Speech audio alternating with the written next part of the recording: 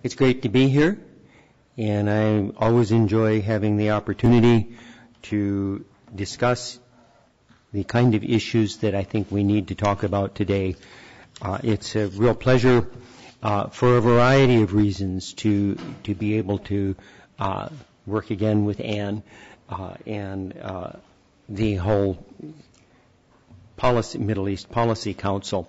I still always have a little difficulty because early on, 30 years ago, almost 30 years ago, I published an article in a very distinguished journal published by the American Arab Affairs Council called American Arab Affairs, which is the ancestor, which tells you how old I am. It's the ancestor of the journal that we heard described, and it was as good in its fourth volume as it is these days, and it's always a pleasure to work with. Now, my instructions are to talk for 15 minutes. There is no clock in the room, but I do have my clock here. I want to start by confessing something.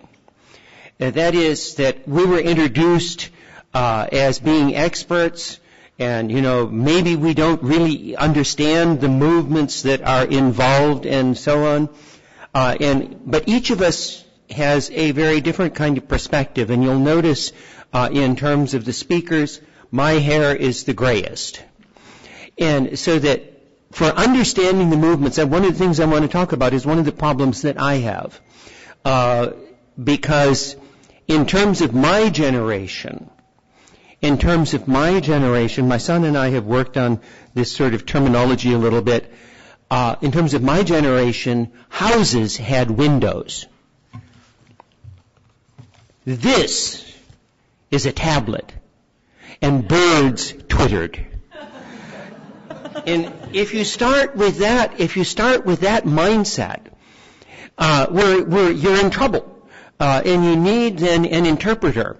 And my now almost middle-aged son is almost not able to interpret what the 20-year-olds and the people in middle school are technologically the best adapters, I think, for knowing what's going on in the subject matter that we're talking about. But what I want to do is, my instructions basically are to sort of set the stage, do a broad framing, and then we can talk about whatever we want to during the question and answer period. But the specific generalization is entailed in the title, The Transformation of Political Islam in the Arab Awakening. Basically, we are in the midst of a really significant transformation. Significant transformation in terms of politics, in terms of ideology, in terms of who does what in the public arena, and in the very nature of the public arena itself. And as we look at what is going on, I think it is just worthwhile being reminded, as we are every day in the news reports, but in detail rather than in broad picture, being reminded of what kind of transformations we are talking about. The very nature of the public sphere itself is being transformed. When it was mentioned, my wife and I lived for a long time in New Hampshire. We lived for 30 years in New Hampshire. And in Washington terms, that means 7 New Hampshire primaries. And that gives you a certain amount of perspective. The difference between how did one campaign in New Hampshire if you were supporting Nelson Rockefeller in 1968, good luck, as we did, or if you were supporting Senator Muskie in 72, and so on. The difference between how you did that and what you do now is remarkable, and it is an important introduction to what is going on now because of the development of the new social media. And as we look at, there was a very interesting article in a journal or in a magazine, depending on your terminology, called Wired, which is very up to date on contemporary media, social media, and so on. Well, Wired did an article way back in 1996 talking about the impact of the new media on the public sphere. And the editor of Wired in 1996 wrote a very interesting sort of discussion.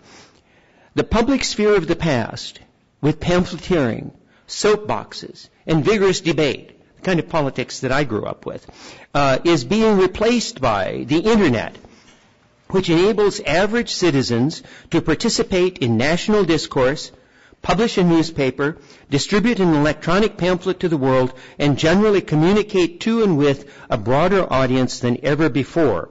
It also enables average citizens to gain access to a vast and literally worldwide range of information.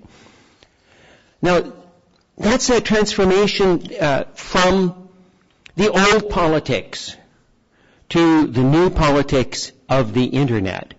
But that's 1996. And what I find really interesting is that as I look at, and I'm in the process of working on some other projects, that looking at that description of the new public sphere from the vantage point 15 years later of the Arab awakening makes that description sound interestingly archaic. You know, that this sort of national discourse, publish a newspaper, distribute an electronic pamphlet to the world, generally communicate, and so on. That the Arab Spring is one step beyond that in social media. And the person who had written the 1996 article did an article just about a year and a half ago in which the title of it was, "The Web is Dead, Long Live the Internet." And in that, the Internet is the real revolution, as important as electricity. Now, that, if you've ever been without power, that's probably an overstatement, but the Internet is the real revolution, as important as electricity. What we do with it is still evolving. As it moved from your desktop to your pocket, the nature of the net changed. And I would argue that as we moved from the desktop Internet to the pocket global communications network, the nature of the political sphere in which we live has changed. And so that from the perspective of 2012, the global Internet-based activism of the 1990s, as seen in the global support, for example, for the Zapatista movement in Mexico, that can be viewed as the emerging desktop public sphere. But as we get to the Arab Spring, we move from the desktop public sphere to the pocket public sphere. And with the pocket public sphere, you have a whole new mode of the political dynamics, the transformation of politics, the transformation of political activism becomes a very crucial kind of support. So much so that somebody like Wael Ghanem, if you don't know that name, he was the Google marketing executive who became then one of the heroes of Tahrir and the Arab Spring in Egypt. Wael Ghanem says that what is really important is not activism, but engageism. And the shift from hard copy pamphleteering to desktop public sphering to pocket communication is a shift from ideologically based, party-organized activism into this, we don't have the labels yet, for this kind of emotional engageism. And so that Wael is saying, what I advocate is not activism, but engageism. And in this, then, we have a new mode of political operation. I would like to suggest, then, a second thing. We've got the new mode, hardcore, all of these things still exist. I mean, you still need to hand out pamphlets. You still need to knock on doors. You still need to do some of the old politicking. But you have, then, a whole new mode of operation as well. That is visible, that was visible in Tunisia, that was visible in Egypt, that has been visible throughout the Arab Spring. It is totally impossible to imagine Tawakkul Karman, the Nobel Prize-winning Yemeni Arab Spring activist or engagist. It's impossible to imagine that young woman with her hijab being a global figure without our pocket public sphere activism. And so, as we look then at what's going on, the second thing is the emergence of what I would basically call a non-ideological ideology. The article that I wrote 30 years ago, in a sense, was one that I went back and was reminded of that at that point, in 1983, 1982, 1983, we were in the midst also of a major transformation in the whole terms of how one creates the narrative for participation, for opposition, and for political advocacy. In the Arab world, in the first half of the 20th century, there was a great political narrative, and it was the narrative of nationalism and anti-imperialism, which was articulated by the educated, upper middle class, university politicians. So that in Egypt, for example, you had the Waft Party of the 1920s with Saad Zaghloul, and you had then the Waft Party of Mustafa Nahas in the 1930s and 1940s. Across the Arab world, you had a nationalist movement that was relatively secular in its orientation, and that was clearly middle class. They were not going to have a major social revolution. And so you had that narrative, which at the end of World War II was the dominant narrative in the Arab world. But come 1952, you had the Egyptian, quote, revolution, which was really a bloodless coup, where a bunch of young, idealistic military officers took control of the government. And you had then emerging in 1952 the new mode of political articulation of ideas and ideology and programs. The emergence of radical socialism, so that the dominant ideology was this sort of constructed radicalism of Gamal Abdel Nasser, of the Ba'ath Party as it emerged in Syria and then in Iraq, of the Neo-Dastour Party of Habib Bourguiba in Tunisia, the Istiqlal Party of Alwaleed al-Fassi and company in Morocco, and so on. You had a relatively radical vision of the need for social reform, which was the dominant ideology in the political public sphere. This was changing then as that kind of radicalism essentially failed. It became, in the modes of some of my then radical leftist friends, it became bureaucratic state capitalism and things like that. But you had the emergence then of a newly transformed political ideology that was highlighted by the Iranian Revolution and the Ayatollah Khomeini. But if one looks at 81, 82, 83, you can see the new ideology that got labeled then political Islam. Political Islam emerged in the 1980s as a specific political ideology, not sort of a generic term, but it emerged as a specific political ideology as articulated by people like Rashid Ghannouchi in Tunisia and the Islamic Tendency Movement, which became the Nahda Party, articulated by Hassan Turabi in the Sudan, with the development of the National Islamic Front, articulated by elsewhere by people like Anwar Ibrahim and the Abim Islamic Youth Movement in Malaysia, and so on across the board. And so you had then the transformation of that was the third transformation, essentially, the movement from old-fashioned middle-class nationalism to the radical nationalism of the young officers to the political Islam of the 1980s and 1990s. There are legacies of all of those still in the Arab politics. But what we have at the beginning of the 21st century is the emergence of a new mode of what we might think of as pragmatic operationalism as an ideology.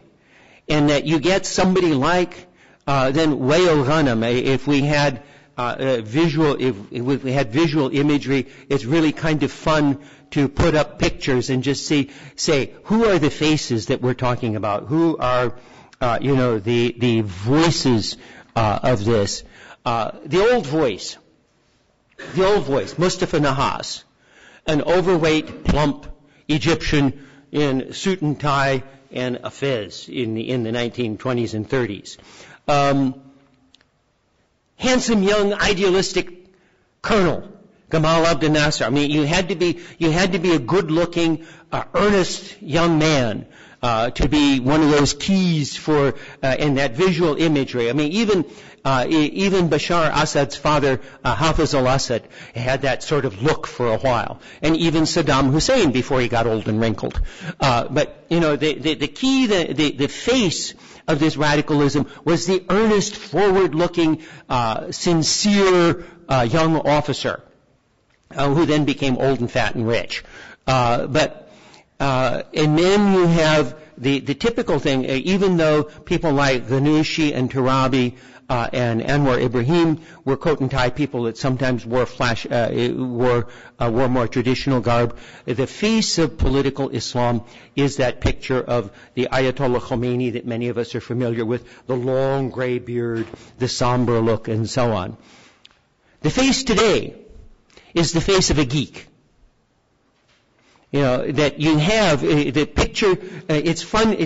You have Gamal Abdel Nasser, the Ayatollah Khomeini, and Wael Ghanem. And if you've never seen a picture of Wael Ghanem, or if you've never seen him, Google and look. I mean, if you want to see the non-ideological geekness of the Arab Revolution, look at a picture of Wael Ghanem.